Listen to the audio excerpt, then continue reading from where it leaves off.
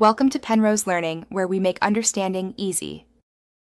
You have the workbook open and a clear range. Start by selecting the cells you want rounded.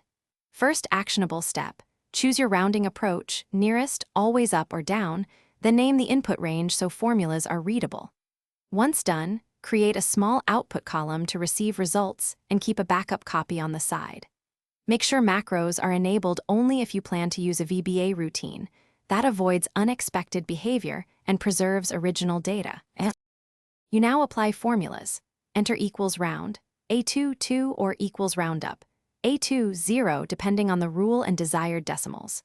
Use the named range or lock cells with $signs so copying preserves references, then drag the fill handle or use Ctrl+D to populate the column.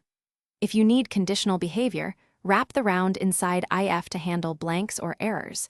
If presentation matters, combine with text to force 2 decimals. Make sure to check a few results manually so the logic matches your intent.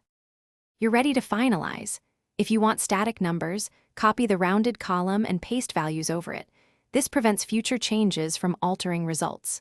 For totals, apply round to the SUM result to avoid cumulative rounding drift. Once done, check format so Excel shows decimals as expected and verify no formulas reference the wrong column.